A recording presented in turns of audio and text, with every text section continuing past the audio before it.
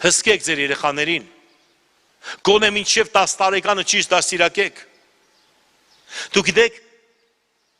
բոլոր էջերում սոցցանցերում ինչքան հոգիներ սպանող էջեր կան։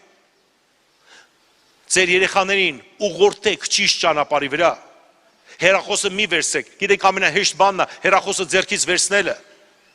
Եվ նա ապստամբություն կունենա քո հանդեպ, որ դու զրկեցիր ինչ-որ մի բանից, որը դու ինքդ սովորացրել ես։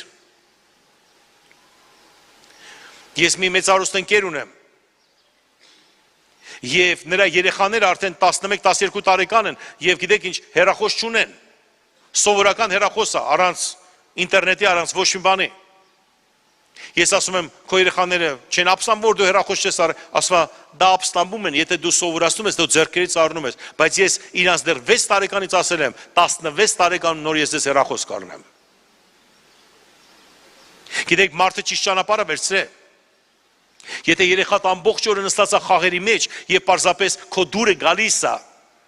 որովհետեւ դու ազատ ես, կարողանում ես ընկերներից շփվես, սուրճ խմես եւ քեզ չի խանգարում, մեծ խնդիր կա քեզ մոտ։ Դուք գիտեք ինչքան խաղեր կան,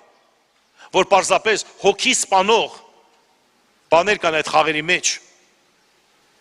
Սերներս այսօր լուսավորեք ձեր երեխաներին, լույսը վարեք ձեր երեխաների մոտ, ձեր պատանիների մոտ, բոլորի մոտ լույսը վարեք, սերի երիտասարդներ, պատանիներ, մի մտածեք, որ շատ բան գիտեք ու դուք պարզապես զգուշ եք։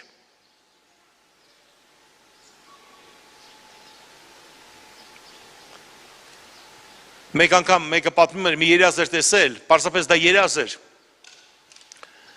ասում է, օծը ձեռքերս փաթաթվում էր, եւ ես ասեցի, դե թող խաղա, հետո կպոկեմ, եւ ասում մի ձայն ասում էր, վերցրու Աստվածաշունչը եւ նա կգնա, եւ նա ասում էր, հետո տեսնեմ ինչ անելու, եւ օծը փաթաթվում էր, ասում ես կարող է պարզապես շպրտել նրան Աստվածաշունչը վերցնել, բայց մի քիչ սպասելուց հետո, դա երազ է, դա իրականություն չի, ասում է, ես տեսած ձեռքս չեմ կարող բացեմ, մի րոպե հետո նա կապեց ինձ եւ ես էլ չէի կարողանում Աստվածաշունչը ձեռքս վերցնել։ Սիրելիներս, հիշեք, ծննդոց գրքում օծը փոքր օծ էր ու եւ այդ խոսում էր, հայտնության գրքում նա արդեն հրեշ էր։ Ծննդոց գրքում միայն Եվան կարող էր նրան հաղթել։ Ապա հայտնության գրքում ողջ երկնքի զորքը ու երկրի զորքը պետք է միաբանվի նրան հաղթելու համար։ Եթե չհաղթես այսօր փոքր խավարները,